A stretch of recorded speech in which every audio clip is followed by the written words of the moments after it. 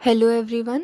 आज हम स्टार्ट करने वाले हैं फ्लेमिंगो क्लास 12th का second chapter the lost spring which is written by Anees Jung. जो कि किसने लिखा है? एनीस जंग ने। ये जो चैप्टर है ये दो पार्ट में डिवाइड किया गया है। फर्स्ट पार्ट में डिस्क्राइब किया गया है एक बॉय, पुअर बॉय की स्टोरी, जो कि सीमापुरी में रहता है और रैग पिकिंग करता है। ठीक है, कूड़ा उठाता है, रैग पिकर्स, कूड़ा उठाने वाले। ठीक है, जो सेकंड पार्ट है वो डिस्क्राइब करता है कंडीशंस बैंगल मेकर्स की, जो फ़िरोज़ाबाद में बैंगल्स बनाते हैं उनकी। ठीक है, so today we are going to finish our first part, जो कि एक रैग पिकर के बारे में है। ठीक है, तो स्टोरी स्टार्ट होती है कि हर सुबह जो ऑथर होती है ना इस चैप्टर की, वो साहिब से मिलती है और उसके दोस्तों से मिलती है, जो कि कूड़े में गोल्ड ढूंढ रहे होते हैं। ठीक है, जो कि उसके नेबरहुड के कूड़ेदान में मतलब रहते हैं। ठीक है, उसके आसपास ही रहते हैं और वो गोल्ड ढूंढ रहे होते हैं कूड़े में। ठीक है, तो जो साहिब है और उसकी जो फैमिली है वो बांग्लादेश से बिलोंग करती है और उन्होंने अपना घर छोड़े हुए उनको बहुत टाइम हो चुका है। बहुत जो मतलब बहुत सारे ऐसे स्टॉर्म्स आए थे जिसकी वजह से उनकी जो फील्ड्स थी, उनके जो होम्स थे, है ना, उन्होंने उनको पॉवर्टी की स्टेट में लाके छोड़ दिया। ठीक है, जिसकी वजह से उनका होप ही चला गया एक बेटर लाइफ फाइंड करने का। ठीक है, इसीलिए वो इस सिटी आए और गोल्ड की तलाश में रहने लगे। तो क्या होता है कि जो ऑथर होती है वो साहिब से पूछती है कि तुम ये कूड़ा क्यों उठाते हो और स्कूल क्यों नहीं जाते। ठीक है, तो उस पे जो साहिब होता है वो रिप्लाई करता है कि यहाँ पे हमारे नेबरहुड में आसपास कोई स्कूल ही नहीं है। तो फिर जो ऑथर होती है ना वो उससे मजाक में प्रॉमिस कर देती है कि वो एक स्कूल खोलेगी। ठीक है, फिर कुछ दिन बाद क्या होता है, जो साहिब होता है वो ऑथर से पूछता है कि क्या वो स्कूल खुल गया। तो ऑथर को बहुत शर्म आ रही होती है, बहुत बुरा लगता है कि उसने ऐसा प्रॉमिस करा जो पूरा ही नहीं हो सकता।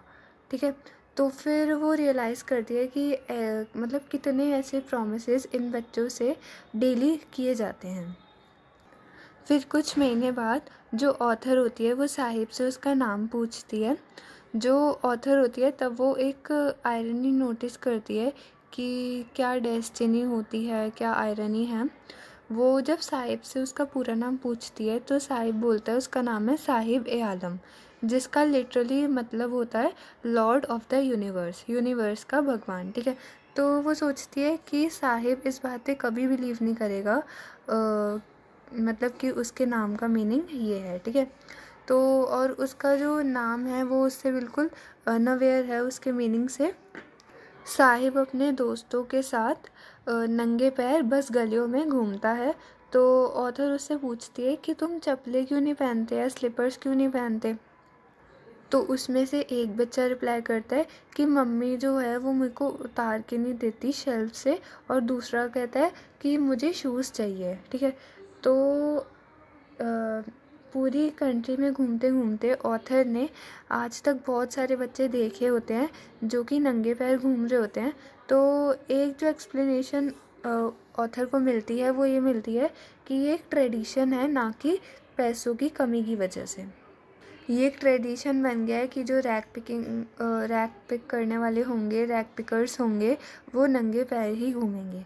तो एनी सोचती है कि ये शायद से एक एक्सक्यूज़ है अपनी पॉवर्टी को शो करने का कि हाँ हम गरीब हैं। तो देन ऑथर को एक लड़का याद आता है जो कि उडुपी से था, और जब वो छोटा था तो अपने पापा के पास साथ मंदिर जाता था जहाँ पे उसके पापा पुजारी थे। ठीक है, तो वो प्रे करता था शूज़ के पैर के लिए। जब 30 साल बाद जब ऑथर वापस टाउन में गई तो उसने देखा कि मंदिर के पीछे एक नया पुजारी का घर है, और एनिस ने देखा कि वो जो यंग बॉय है वो ही पुजारी है, वो नया। और जब वो आया तो देखती है वो कि उसने शूज़ पहन रखे हैं। तो राइटर को ऐसा लगता है कि उसकी जो प्रेयर थी, उसने प्रेयर करी, वो शायद भगवान जी ने सुन ली। तब उसको अच्छा लगता है, चलो कम से कम इसके पास अब पहनने के लिए जूते तो हैं, ठीक है। तब भी उसको मतलब यही सब याद आता है कि जो उसके नेबरहुड में, जो उसके पड़ोसी में जो रैग पिकर्स हैं वो अभी भी नंगे पैर ही घूमते हैं। तो जो ऑथर होती है वो एक रैग पिकर्स को कहती है कि उसको सीमापुरी लेके जाएं वो एक बार। तो जो सीमापुरी है वो दिल्ली में एक जगह होती है जो कि मतलब बाकी जो दिल्ली के क्षेत्र हैं उनसे कहीं पीछे है, ठीक है। और ये जो प्लेस है ये 10,000 और लोगों की रहने की जगह है जहाँ ऐसे रैग पिकर्स रहते हैं साहिब जैसे। और ये सब बांग्लादेश से आए थे 1971 में। और इनकी जो कंडीशन है वो बहुत ख़राब है। इनका जो घर हैं वो मिट्टी के बने हुए हैं और उनकी जो छतें हैं वो या तो टिन की बनी हुई है या फिर टारपुलिन की बनी हुई है। टारपुलिन मतलब वो होता है हैवी सा कोई गत्ता टाइप, है ना, हैवी सा कोई मतलब प्लास्टिक का होता है एकदम, ठीक है, बड़ा सा, उससे घर ढके जाते हैं, ठीक है। और वो रियलाइज़ करती है यहाँ पे कोई रनिंग वाटर की फैसिलिटी नहीं है, ना कोई ड्रेनेज है। और जो रैग पिकर्स हैं वो 30 साल से इसी जगह पे रह रहे हैं, चाहे उनकी आइडेंटिटी हो या ना हो। अगर उनके पास राशन कार्ड है तो उनको कोई फ़र्क नहीं पड़ता कि उनकी आइडेंटिटी क्या है। अगर at the end of the day उनको खाली पेट ना सोना पड़े तो वो यही प्रेफर करेंगे कि वो नेमलेस रह लेंगे अगर उनको अनाज मिलता रहेगा राशन कार्ड्स के थ्रू। ये जो सभी लोग थे ये एक टाइम पे इतनी सुंदर जगह पे रहते थे, इनकी ग्रीन फील्ड्स थी, रिवर्स थी। और आज ये ऐसी जगह पे रहते हैं कि इनको खाने के भी मतलब प्रॉब्लम्स होती हैं, खाना ढूंढना पड़ता है ना। तो इसमें जो इन लोगों में जो बच्चे पैदा होते हैं वो अपने पेरेंट्स का सहारा बनते हैं और सर्वाइवल में उनके साथ जुट जाते हैं, ठीक है। और सीमापुरी में सर्वाइवल का मतलब क्या होता है? रैग पिकिंग, कूड़ा उठाना।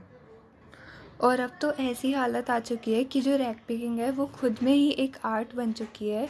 गार्बेज है वो एक गोल्ड की तरह है इन रैग पिकर्स के लिए।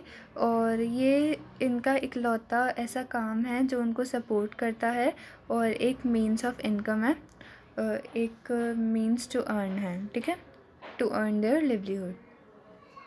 तो साहिब जो होता है वो ऑथर को बताता है कि कभी कभी उसको कूड़े में से 1 रुपया या कभी कभी तो 10 रुपये का नोट भी मिल जाता है। तो जो ऑथर होती है वो रियलाइज़ करती है जो गार्बेज है उसके अलग अलग मीनिंग है सबके लिए। वो उन बच्चों के लिए जो है वो एक ख़जाने से कम नहीं है कि उन्होंने मतलब एक ख़जाने में से उनको एक ख़जाना मिल गया कूड़े में से, ठीक है। और पेरेंट्स के लिए वो एक मीन्स टू लिवलीहुड है, एक सोर्स ऑफ इनकम है जो उनको फूड प्रोवाइड करता है और शेल्टर प्रोवाइड करता है, ठीक है। एक दिन ठंडियों में जब सुबह होती है तो ऑथर देखती है कि जो साहिब है वो नेबरहुड क्लब के गेट के बाहर खड़ा हुआ है और वो टेनिस का गेम देख रहा है जो और लोग खेल रहे हैं। तो जो साहिब होता है उसको शायद से ये गेम बहुत पसंद है, ऐसा ऑथर को लगता है। और वो ऑथर को बताता है कि कभी कभी गार्ड उसको अंदर जाने देता है ताकि वो झूले झूल सके। तो ऑथर नोटिस करती है कि साहिब ने टेनिस शूज़ वियर कर रखे हैं। तो साहिब उसको बताता है कि किसी ने उसको दिए हैं और एक रिच बॉय था, एक अमीर लड़का था, उसने साहिब को शूज़ इसीलिए दिए हैं क्योंकि उन शूज़ में से एक में एक छोटा सा होल था और इसीलिए उसने साहिब को अपने शूज़ दे दिए। और साहिब के लिए ये एक ऐसा था कि जैसे उसका एक सपना पूरा हो गया हो। फिर एक सुबह ऑथर जो है वो साहिब को देखती है कि वो जहाँ पे मतलब दूध मिलता है ना, दूध मिल्क बूथ पे, मतलब कि टी स्टॉल या चाय जहाँ पे बनती है वहाँ पे वो काम कर रहा है, मिल्क बूथ पे काम कर रहा है। उसने अपने हाथ में एक स्टील की कैन पकड़ रखी है चाय वाली और वो इन्फॉर्म करता है ऑथर को कि वो अब से यहाँ काम करता है और उसको 800 रुपये और दिन की पूरी मील उसको मिलती है। लेकिन ऑथर देखती है कि जो साहिब है वो हैप्पी नहीं दिख रहा और उसका जो फेस है मतलब कहीं ना कहीं उसमें ऐसा रिस्पॉन्सिबिलिटी दिख रही है उसको, ना कि एक केयर फ्री लुक दिख रहा है। और ये जो स्टील कैनिस्टर है वो उसको ज़्यादा भारी लग रहा है एक प्लास्टिक बैग से, क्योंकि जो प्लास्टिक बैग था वो उसका खुद का था, लेकिन जो ये कैनिस्टर है, ये जो कैन है टी का, वो कहाँ मतलब वो ऑनर से बिलोंग करता है टी स्टॉल के, ठीक है। तो जो साहिब है वो अपना खुद का मास्टर अब नहीं रहा, अब वो अपनी लाइफ कंट्रोल करने के लायक नहीं रहा। तो ये जो स्टोरी है ये इतनी ही है। और जो इसका नेक्स्ट पार्ट है that is about the bangle makers of Firozabad, ठीक है। वो हम नेक्स्ट वीडियो में मैं आपको समझाऊंगी। एंड अनदर थिंग इज़ मैं इतने लॉस्ट स्प्रिंग के जो नोट्स हैं, जो एक माइंड मैप समझ लीजिए, वो मैं डिस्क्रिप्शन बॉक्स में PDF डाल दूँगी। अगर आप ये सुन के अगर आप उसको एक बार रीड कर लोगे देन आपका जो चैप्टर है वो पूरा क्लियर हो जाएगा, ठीक है। Thank you so much. अगर वीडियो अच्छी लगी हो, अगर एक्सप्लेनेशन अच्छी लगी हो तो प्लीज़ वीडियो को लाइक कर देना। Thank you very much. Bye.